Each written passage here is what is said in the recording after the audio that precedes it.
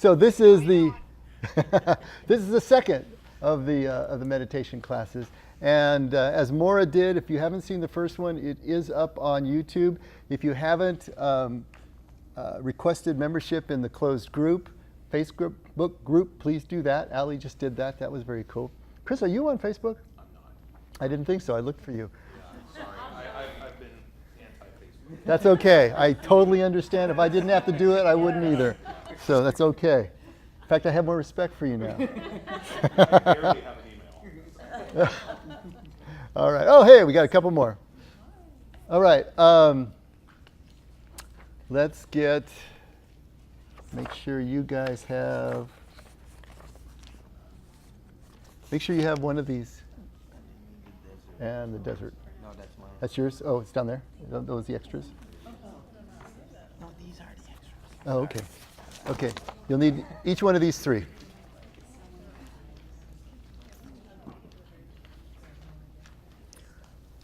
Okay.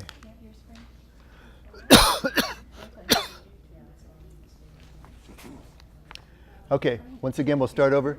So this is the second class of the meditation, or introduction to meditation. And last week we got through the first couple of ticks on the outline, the orientation and what is meditation. So what I wanted to start in talking about tonight, everybody got their stuff? Yeah. Is number 3 on the outline. So why do meditation? Why do centering prayer? Why try to even live a contemplative lifestyle? And this is a really good question, because if you aren't sold on the benefits of putting forth the effort to do this, then obviously why do it? And so if we understand a contemplative lifestyle as one where we are reducing the noise, reducing the distractions, reducing the mental chatter in order to be able to be fully present, not just at times of prayer, but throughout our day, so that we can be really connected to each other and to God's Spirit in the moment. There's obviously benefits to that. And the benefits range all throughout your life. It's not just going to be segregated to what you understand as your spirituality. So mindfulness, centering prayer, meditation, these are all tools to be able to achieve a state of awareness. What Paul calls a state of continuous prayer. Same thing we're understanding here. Not prayer understood as a stream of words, either mentally or verbally, but a continual awareness of God's presence that connects us to everything, making all of our moments sacred, making all of our moments a state of prayer. What is going to happen as we spend more and more time in this state of presence is we're going to start learning about identity. Now, the question that we often ask in here is, who are you? And if I ask you that question, are you able to answer it? Who are you? How would you answer that question? Kind. Not all at once now. Go ahead, Denise. Compassionate because of what happened to me 15 months ago. Mm-hmm. And caring. Compassionate and caring. Thoughtful, okay. Think others. Great. What else? Anyone else want to venture an answer? Yes. Mora. You're Maura. Yeah. Okay. You are your name? Not my name. Mora is just a name for the all of me. And all of you includes what? Oh, well. Now you're asking the difficult question. Well, of course. More is too easy. Oh, but it means a lot to me. But let me see if I can think of something to share. I guess my history, my family, my hobbies, my health, just like everything that encompasses me. Okay. All right. Anyone else? I am multifaceted. What's that? Multifaceted. Multifaceted. Okay. I go straight to roles, like wife, teacher, daughter, sister. That's when who am I? That's what I always go straight to, and then you dig down from there. But that's the first thing that always comes to mind. Great. Yeah. Do you see a difference between who you are and what you are? Because I was expecting, people are kind of saying what they are. Mm-hmm. Do you see there being a difference? Absolutely, you read ahead. No, but but you see the problem. To ask us who we are is a really difficult question. And what we typically answer with, and Ali actually used the word, when you ask people who they are, they will come back at you with the roles that they play, the accomplishments that they have achieved, and the attributes that they have. So Denise answered with attributes. I'm a compassionate person. I think of others. Ali answered with roles. Maura answered with everything. But basically that's it. It's our roles, our accomplishments, and our attributes. When you think about it as human beings, what else have we got to work with?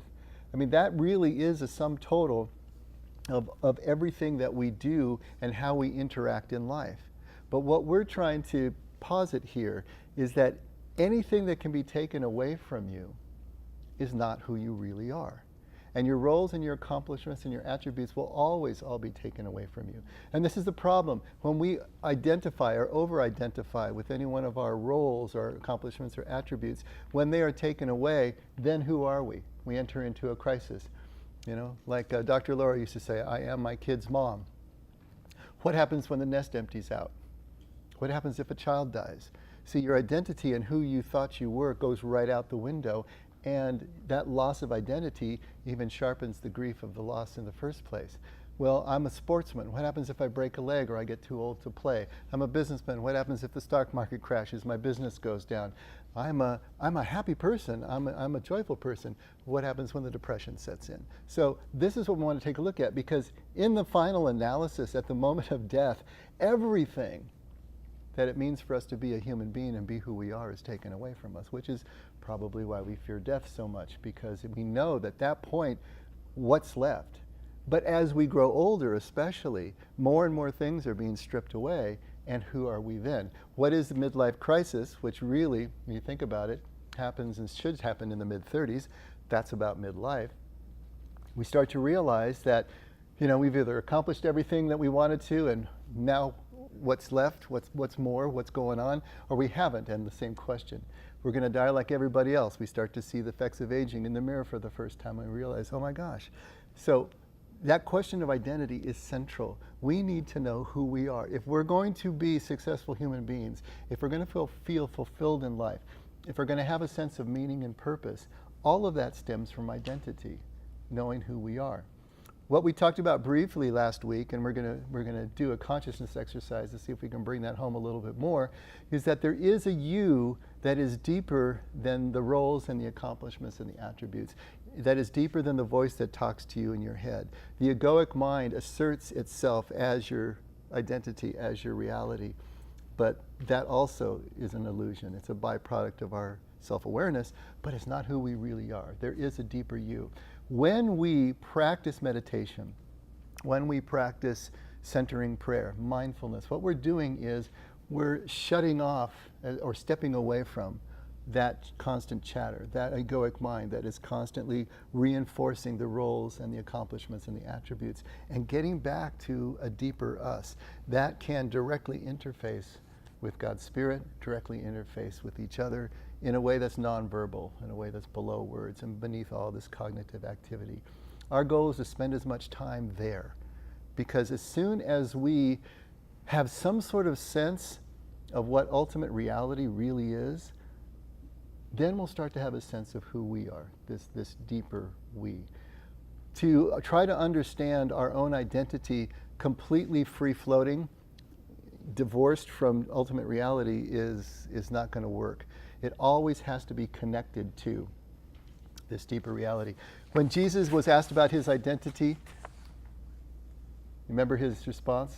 What was his best description of his own identity? There you go. I and the Father are one. All right? So what is he doing? He is saying that my identity means nothing unless it's connected to the Father's identity. He went out and spent his time in the wilderness. He went into his contemplative mode. He went into his prayer closet for an unspecified amount of time. And there he discovered something about this ultimate reality, the spirit that he called Father, called Abba, called Daddy. And because he knew who that spirit was and what that spirit embodied, then he started to know something about himself. And what he came back to his village saying was that, I don't do anything on my own initiative. I only do what I see the Father doing and what the Father does through me. I and the Father are one. This is the same process that we're going to be going through. We're only going to know who we are to the extent that we know who the Father is. However, the God of your understanding, the way that you have conceived your higher power or the power greater than yourself, that's what we're getting to know as we spend more and more time in this place. That's everything, though, if you think about it. Does that mean that life isn't going to hurt you anymore and the losses to your roles and accomplishments and attributes aren't? Of course not. They're still going to hurt you and they're going to rock you to your core at times. But what you will find is now you have a foundation underneath. The pit isn't bottomless anymore. The despair isn't bottomless anymore. The pain isn't bottomless anymore. There is a foundation. There's a floor and a way for you to be able to move through the difficulties in life that maybe you weren't prepared to do as well before. These are all benefits to spending time in a contemplative lifestyle and to practice meditation and centering prayer. Does that make sense? Without awareness, we believe the egoic mind is identity. And this is a problem for us. Take a look at the meditation quotes. Let's just read through a few of them.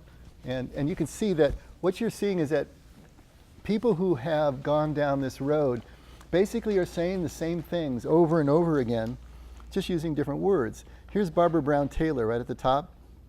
Like every believer I know, my search for real life has led me through at least 3 distinct seasons of faith. Not once or twice, but over and over again. Jesus called them finding life, losing life, and finding life again, with the paradoxical promise that finders will be losers, while those who lose their lives for his sake will wind up finding them again. In Greek, the word is psyche. That's the word that is translated as life in this passage, meaning not only life as we understand it, but also the conscious self, the personality, the soul. You do not have to die in order to discover the truth of this teaching, in other words. You only need to lose track of who you are, or who you thought you were supposed to be, so that you end up lying flat on the dirt floor basement of your heart. Do this, Jesus says, and you will live. Now, do you see how that quote is exactly what we're talking about? When we lose track of ourselves, Jesus is always talking about not judging. Jesus is always talking about losing your life. Jesus is always talking about service, because all of those things allow us to lose track of ourselves. That hyper-focus on the voice that speaks to us in our head, that hyper-focus on our needs and our fears and all of those things that continue to define us in that small I, self, starts to dissipate and go away. And at that moment, we enter a larger space, more expansive space, a more connective space. That's what Jesus is talking about. So this idea of losing your life and finding your life, which we tend to take so literally, has another layer of meaning here. See, and it's even coded right into the language of the words that were used. Take a look at another one. It is only with total humility and an absolute stillness of mind that we can know what indeed we are. Terence Gray. Past and future are a duality of which present is the reality. The now moment alone is eternal and real. That's what we're accessing in our centering prayer and accessing in our meditation. The only real place that we can be, the place that gets us out of our head, out of conceptual thought. It is only the artificial ego that suffers. The man who has transcended his false me no longer identifies himself with his suffering. Starting to sound like Yoda there. Why are you unhappy? Because 99.9% of everything you think and of everything you do is for yourself, and there isn't one. Okay, you know what he's talking about there? Everything that 99.9% of all the stuff we do and think and worry and stress over is for that egoic projection. That isn't even real. If we could step away from that, what would happen, right? Like I said, it's not that we're not going to get hurt in life, that life's vicissitudes, changes, and all the things that go on aren't going to hurt us, but so much of what we suffer is just all right here. And so that can really change things. As long as there is a you doing or not doing, thinking or not thinking, meditating or not meditating, you are no closer to home than the day you were born. That make sense? I know that's a tough one. That's kind of so. Even in meditation, what is the reason that you're meditating? We talked about the desert fathers and mothers. If they went out into the desert for any other reason than the pure intent of just being with God, if there was any ulterior motive, if there was any objective outcome agenda in place for doing these things, they went stark raving mad out there. They couldn't handle it. If you go into meditation or centering prayer with the agenda, with the idea that maybe this somehow enhances your spiritual standing, that you'll look good on paper or God will give you a brownie point, you're already at cross purposes with yourself. Because the whole point of meditation, the whole point of the contemplative lifestyle is to lose yourself, not to hyper focus on yourself even more. And so it's a real balancing act, But check your motives, check the reason you're doing it. If you go into meditation and you're absolutely frustrated because you're not doing it right and it's just driving you crazy, why is that so important to your ego that you get it right? You see how this works? Because we can enter into the best practices with the wrong reasons and get absolutely nowhere. And it all is tied up again with identity. Are we willing and able to step away from who we think we are? And finally, this last one, perfection is achieved not when there is nothing more to add, but when there's nothing left to take away. The ego is always starting from a place of lack, starting from a place of supposed emptiness, looking at life as a zero-sum game, looking at the things that we need to acquire. It's always focused on need. What do I need? What do I need to bring in order to be whole? My life will be better. This moment will be better. Everything will be better when this, when that, when I have children, when I get rid of the children I have, when I gain some weight, when I lose some weight. There's always a when. There's always something that we need to acquire and bring in. And the spiritual life actually is exactly the opposite. Meister Eckhart said it beautifully. He said it's not so much about addition as it is subtraction. It's letting things go. The things that we think are us, the things that we think are essential, to continue the process of stepping away from them. Realizing we still need these things in life, but they're tools. The key is not to identify with them anymore. Everybody needs a car. But if you identify with the car, if the car is an extension of yourself, if you have to get the license plate on it that just telegraphs, all about you and your car, then what happens when that car gets wrecked? What happens if... See, that's the thing. We don't want to be attached to them in terms of our identity, even as we use them and need to work for them and bring them into our lives. There is a difference that makes all the difference, in your life as you approach these things.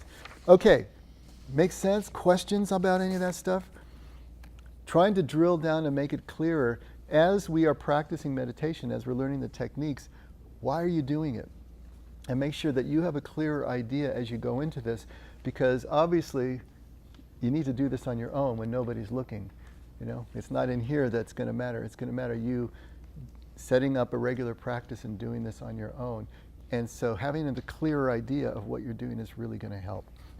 Yes? I started 3 things in relation to this subject, and I just want to say that I feel really good when I do this stuff. I'm getting out of myself, and I just feel good. That's great. Hey, Gail, are you able to hear and track with this? I hope. It's helpful if you summarize what is said by others, Steve. Thank Okay. you. Okay? Linda just said she's put 3 of these things in place in her life, and she feels really good. Great. Okay. Thank you. I'm totally convinced myself. This 3C here, that 90% of the spiritual journey is really just awareness. It's all about awareness building. It's kind of like in the recovery program. Sobriety is the ticket in the door. Sobriety, I suppose, is the door, but it's only the starting point, of course. But it's the same thing with awareness. Without sobriety, you can't go any further. Without awareness, you can't go any further. Awareness is the base point for everything to happen spiritually. But awareness is really a physical activity. And that's the thing that's a little screwy. So when we attach all the spiritual significance to meditation or to centering prayer, really it's just a physical activity. It doesn't have really a spiritual component to it. But what's going to happen in those states of awareness is going to be intensely spiritual if that's what you wish it to be. It's up to you. You have to bring your intent to this. If you want to meditate just because of health benefits, you can do that. And it won't necessarily have a spiritual component because you're not going there. Does that make sense? Yeah. Scotty? Trying to figure out how to phrase this question. If we go through the contemplative process, we strip away all these things, and yet have awareness, who are we then? That was my question. That's what you got to find out. Okay, I guess I'll have to come back to next week's class. Here's the thing. You know, at some point, you will start to understand your identity in a different way. And then you're going to try to express it to somebody. And as soon as you put it into words, it's changed. You know, you can't express who you really are. I mean, you can do your best. Jesus did his best. I and the Father are one. Actually, that's pretty good. But what does it mean to somebody else when you hear it? Something, nothing, wrong thing, anything? On what they know about the Father. Exactly. See, it's all going to be, the understanding is going to be in the ears of the beholder when it gets to that point. You know, how do you want to express it? You know, some people say, well, I'm a child of God. Great, that's not a bad way to express it, but what does it mean? Well, it means something to them as they said it, but that's the thing. The actual expression of your true identity is always going to be beneath words as well. And so we'll come up with something that we say that expresses as best as we have experienced it, but it's yours to experience. And it's going to be intensely personal to each one of you. You know, I can say, yeah, I'm a son of God. My existence doesn't make any sense to me apart from the experience of my God that has taken place in my life at these times of awareness and presence. But that's about the best I can do. I can say, yes, I know that I am not my roles, my accomplishments, or my attributes anymore. I can say that. You know, but this will be what comes out of your own experience. There's no way to get this out of a book or a class, a workshop, a discussion. It's something that is intensely experiential, and you will experience it for yourself. Once you've experienced it, you know, then you'll see it over and over and over again. Now, as you read these quotes, you know, either they made a lot of sense to you or they're completely opaque, and it's like, what are these guys smoking? You know. When you've experienced what they're talking about, then you see it over and over again, just in an infinite variety of expression. I don't know if that got anywhere close to answering your question. It's more information for me to consider, but still, I'm pretty well known as a guy who cracks a lot of jokes in here, but that's a real serious situation. We strip away all that we think we are, all that we identify ourselves through, and I don't know how we do that, but I guess that opens up a space for awareness of other things. How do we know these other things are not just new attributes or new points of growth in our evolution, as opposed to who we are? If somebody was to ask you that question, who are you? How does one even go about answering such a thing? Yeah. How do you answer it? Like I said, the only things that we really have are the roles and accomplishments and attributes. That's how we can answer the question in words. But there is a deeper us that we will experience, and we will know that we've experienced that identity. But expressing it is a whole different thing. Is that like when, let's see if this fits, when my son passed away 3 years ago? I've told this story a couple times. You know, he passed away on Thursday, and I was here on Sunday, and I was teaching the Bible study. People said, why are you here? I said, because I don't just teach this, I believe it. That is the closest answer I could get to who I really am. I am the expression of everything God's poured into me. And And at that moment, I was either choosing to be that, not just say I'm that, or we should encourage others to be that, but just show up in life. And that's the power and strength that got me through that situation. That's how I saw myself. Finally, these things that God says you are, you're more than even the experience you're having at that moment.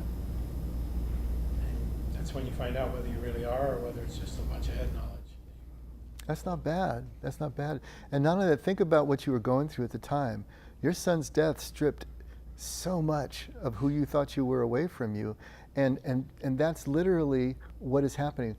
When we go through the subtraction, when we do strip away everything that orders our life, that we think our life is about, what's left at the bottom of the dog pile must be who we really are. And you experience that in an intense situation with such intense loss and grief that it happened, and you found out, yeah, I'm the person who's... Accepting Jesus as your personal savior, like when you finally, it hit me like a ton of bricks. I mean, you gave me the Bible, I read it, and it might as well have been in a different language as far as I was concerned, or made anything out of it. But as soon as he came into my heart, I mean, I knew the whole Bible. I could read it and go, oh, that's it. I get it. It was just amazing. Now, is that it? Is it an aha moment? It can be an aha moment, or it can be a long progression. You know, it occurs differently in different people. Now, to accept Jesus in your heart, that's a sacrament, let's say. You know, it's a ritual, it's a verbal thing, which may or may not mean anything. But what you're talking about, Pretty supernatural. yeah, what you're talking about was happening from the inside out. Right. So yes, for you, that was an experience, again, of that stripping away and seeing yourself as connected to Jesus, to the Father. And there was tons of turmoil before that. Mm-hmm. Me just fighting it, you know, wanting to know why and who is he, and you know, what about this and what about that, and then finally you just kind of took a breath and let it go, and bam, just entered into me. It was like, okay, I get it. All right, that's it. Holy Spirit. Yes. So there was a preparation period leading up to it. The world, I was so on fire. I called my girlfriend, and you're not going to believe this, in the middle of the afternoon. And she's like, what? I just accepted Jesus Christ as my personal Savior, and He blessed me with the Holy Spirit. And she was like, what? This is really unbelievable. I felt like that. I felt like it was amazing. It is. And that was 35 years ago. Yeah. So I still feel like I don't know who I am. So I am. I mean, I know I'm a child of God, but like, who is Cindy? Like, who is she? And that's what you'll start to understand and find out as you go through this process. Uh-huh. Yeah. Maura, you've been really patient. You know, you actually answered the question about whether it happens like an epiphany or in a process. You actually just answered it. That was my question. You know, the way that I'll look at it is that, yes, this is definitely a process, but it's punctuated along the way with moments like she's describing. So perfectly, what Cindy described is there was this resistance, there was this grind, you know, as she was trying to read the Bible, trying to understand, and then all of a sudden, boom, there's this breakthrough. But she still realizes she doesn't exactly know who she is. So you get right back, you have the breakthrough, and the temptation will be to say, I have arrived. I am now a finished product. No, you've had an epiphany, or an apostrophe, as I like to say. You know, and now you get right back into process, and there'll be another breakthrough, and maybe not as intense, and then you'll think, what's wrong?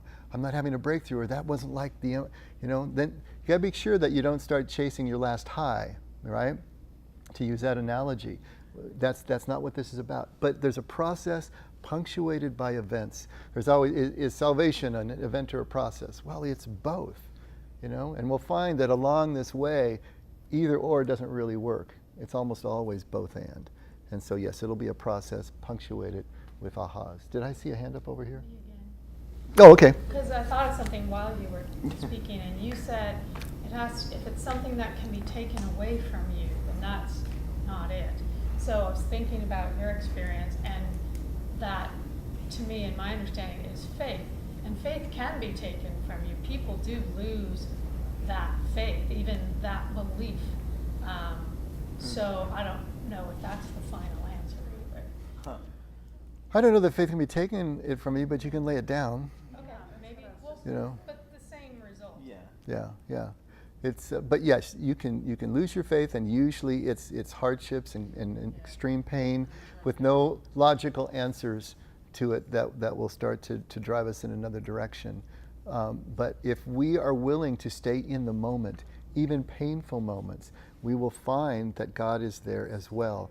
And as 1 Corinthians 10:13 says, it's not that God won't give me more than I can handle. It's that the difficulties that I face are only what are common to man.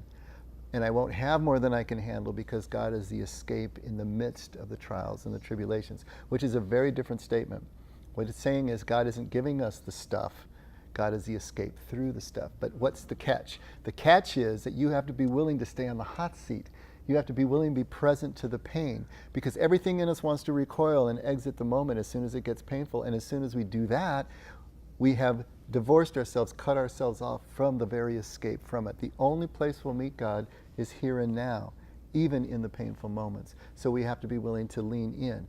What meditation, centering prayer, and contemplative life is teaching us is how to lean in, even in the difficult times, to lean in and stay present, which allows us to be able to move through. You know, I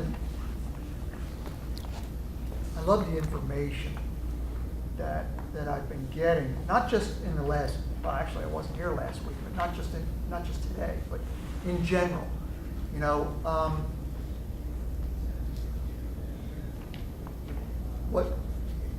just learning about the egoic mind is so important to me, and I like to think of it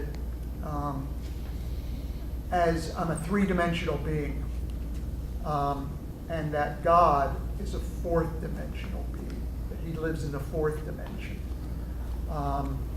And whatever I can do to shed whatever blockages I have that keep me attached to this world, to this life, to what I have, to what I own, you know, the egoic mind stuff, I'm that much closer. I'm that much closer to God. And I think my true self, I love using that language, my true self versus my false self. You know, my false self is that egoic self that just can't get enough. I call myself a dopamine junkie. Whatever releases the dopamine is what, you know, I want more of. So that, you know, information is powerful. It just is. It's helping me to change, to see who I really am. And to, you know, when you said what's at the bottom of the dog pile, I think the truth is what's at the bottom of the dog pile. You know? Absolutely. The truth about who I am, about And information is powerful to the extent that you use it. And that's the thing. We have to actually put this in practice. You know, otherwise, it's just more hearsay. It's just more information floating around in our head. We need to put it into practice. To put a finer point on this whole thing, take a look at that desert habitus of contemplative prayer. And let me first read another part of the same book. This is Belden Lane. It's called The Solace of Fierce Landscapes. And let me just read this little bit here, because he's making a huge point of this same thing, that we have to approach this in the right way.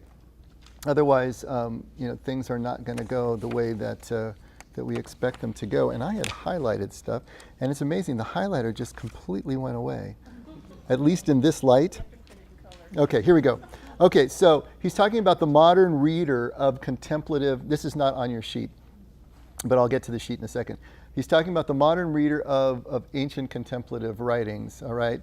Searching for new techniques of spiritual self-discovery, in quotes, will largely be disappointed in the ancient desert tradition. Okay, so that could be us in here. You know, modern people looking for new techniques of spiritual self-discovery. That could be us trying to learn meditation, centering prayer, and all this. We're going to be disappointed. Classical writers in this habitus, he calls it, this way of being in a contemplative lifestyle, could not be more indifferent to the modern search for experiences of the sacred. that enhance self-realization. See where he's going with this? It seems like it's in the exact opposite. They could not be more indifferent to modern searches for experience of the sacred that enhance self-realization. They would never, in the private psychologizing way so familiar to contemporary spirituality, be anxious to add an encounter with God through contemplative prayer to their collection of previous meditative accomplishments. See, we can add contemplation, meditation, and centering prayer to another list of our accomplishments. And then it just becomes all ego-based again. If we're focused on self-realization, we talked about wanting to find our identity, but if we're trying to find our identity out there, grab it by the throat and make it ours, we're also at odds.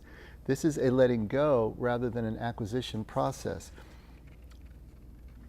As if one could then say, been there, done that, to yet another personal success achieved through Zen attentiveness, transcendental meditation, or even centering prayer. The self is not realized in contemplative prayer. It is a desert one learns to ignore. That's so critical, okay? The self is not realized, quote unquote, in contemplative prayer or meditation. It's a desert that one learns to ignore.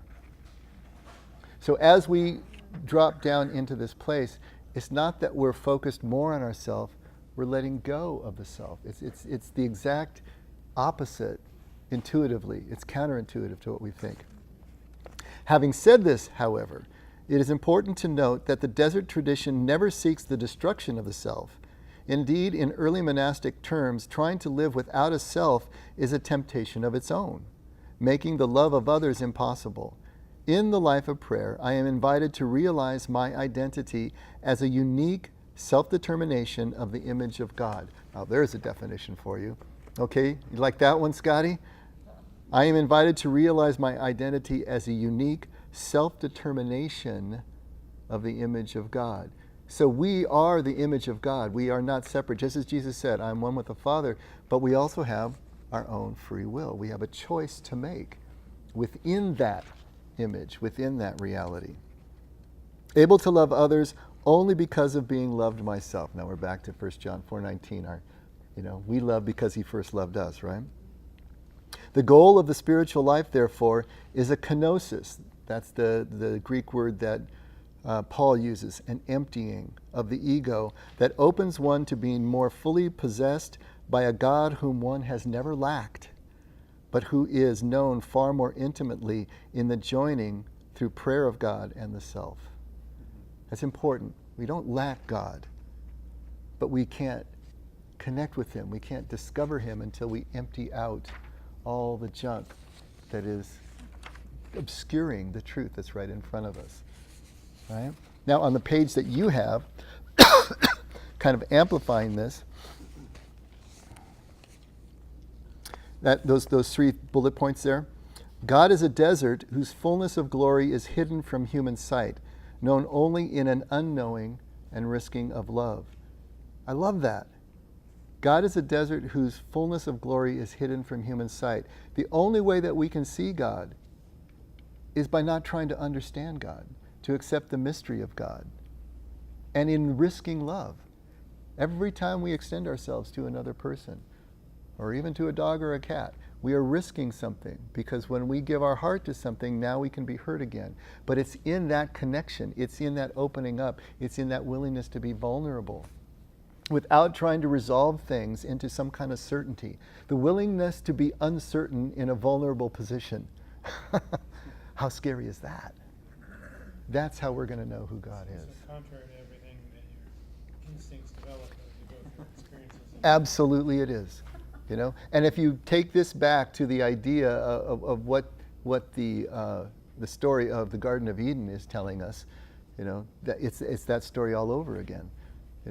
To be completely vulnerable and open, but protected in God's presence, and then to eat of the tree of the knowledge of good and evil, and on that day you surely die, and everything changes. When we hit the age of reason as children, everything changes. Now we're aware of ourselves as separate from everyone else. We're aware of our needs in competition with everyone else.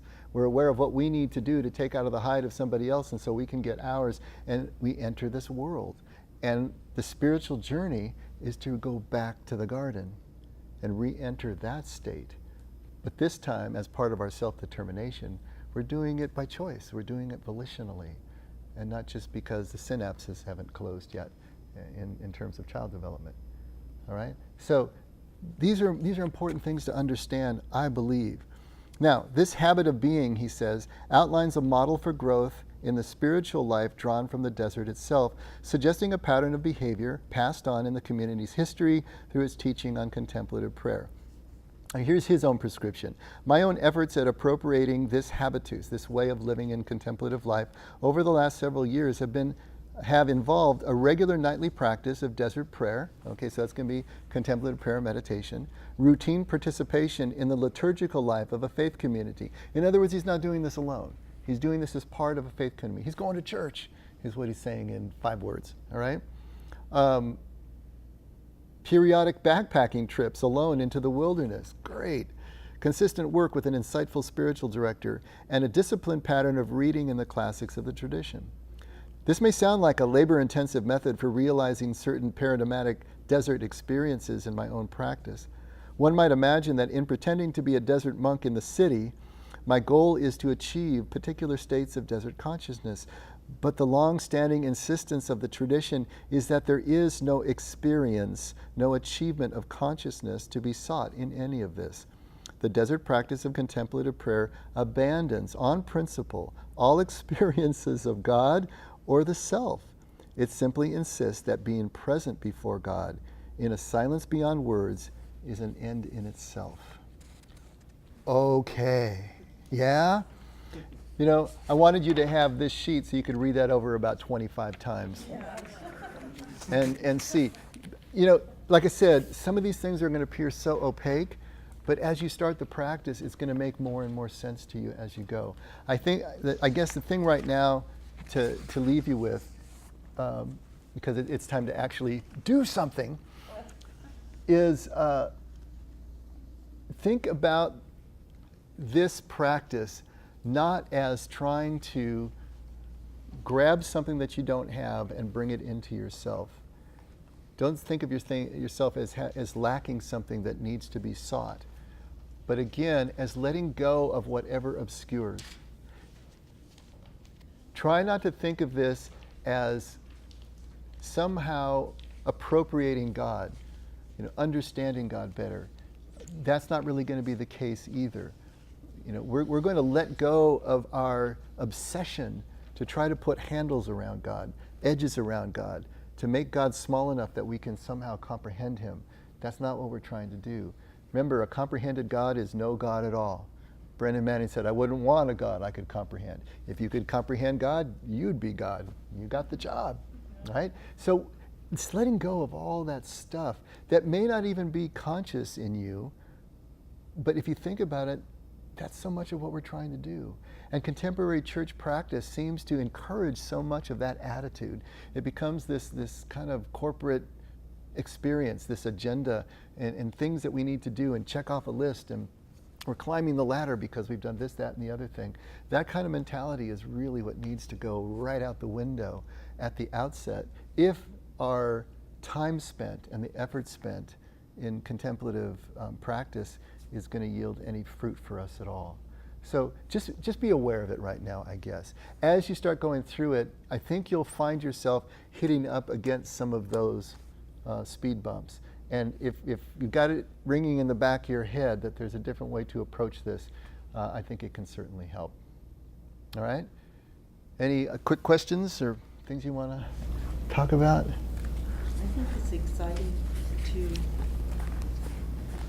do something constructive rather than allowing oneself to get down and all out of it, because things aren't going the way they think it should.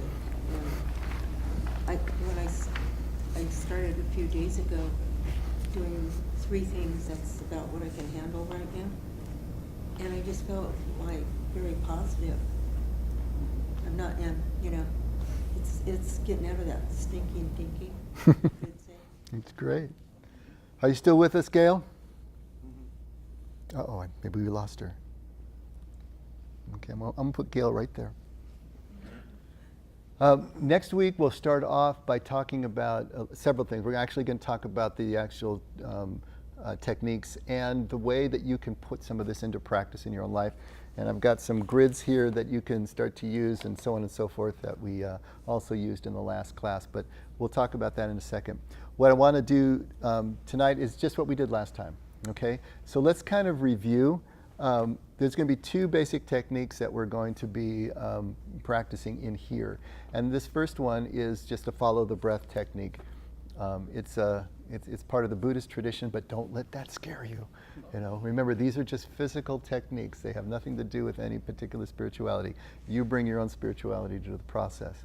So as we're breathing through our nose with our lips closed, if you notice, if you just do that right now, on the inhale you feel the coolness around your nostrils, and on the exhale you feel the warmth on your upper lip. That's going to be sort of the focus for now. So we are going to just notice the breath, cool, warm as we breathe. Notice your breath, but don't try to control it. If it's fast and shallow, let it be. If it's long and slow, let it be. Just notice it and return to the breath. You're going to find it very difficult to shut your mind down. For our purposes right now, a thought is anything that brings our attention to a focus. Okay? That can be an itch on your leg. It can be a sound in the next room or the hallway. It can be a thought in your head. Anything that focuses your attention, that's what we want to let go of. We're going to be aware of all the sounds and the itches and the rumblings of stomachs and everything, the thoughts in our head, but we don't want to choose to focus on any one of them. So when you find that you've focused and you've left the building now, you're in your head again, you're going to just simply return to the breath. Cool, warm, cool, warm.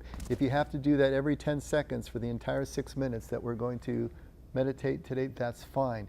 If you find yourself getting irritated because you have to keep coming back, then you just let go of the irritation and return to the breath. Cool, warm, cool, warm.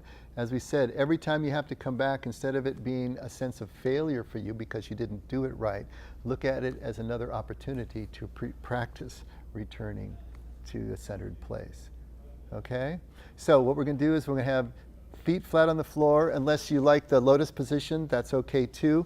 But whatever position you take, make sure that you're not taking a position that can cut off your bloodstream and cause parts of your body to fall asleep, because then you have one more thing that you got to deal with and think about. So if you're comfortable in cross-legged position, otherwise feet flat on the floor, as we talked about last week, in a chair, in a seated position, we want our backs straight, we want ourselves balanced. We don't want to lean our head against anything because the tendency is going to be to fall asleep. So keep your head balanced, keep your back straight, your feet flat on the floor as much as possible, and then your hands just comfortably in your lap. You know, a good position is with palms up in the receptive position. Maybe one over the other is as a classic pose, but anything that feels comfortable, even fingers interlaced, as long as it's not, again, cutting off circulation. Just feel comfortable. All right?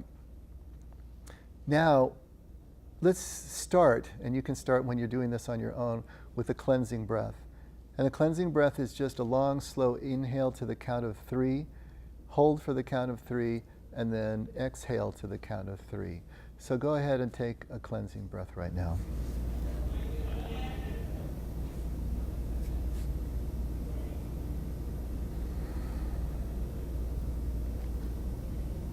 One more cleansing breath.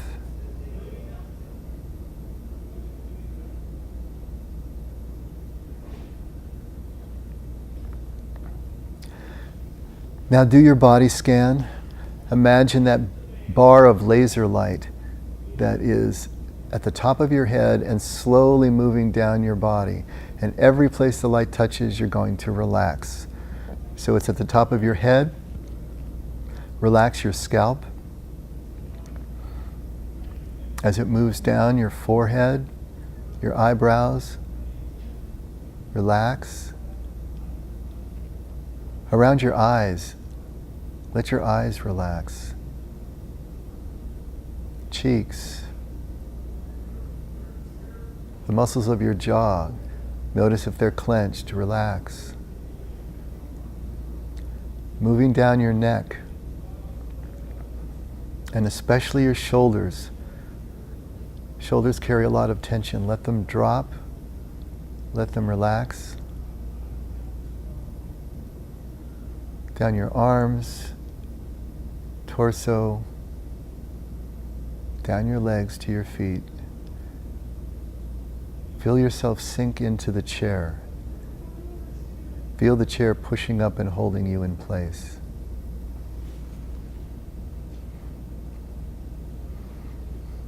Now notice your breath. Cool, warm, cool, warm.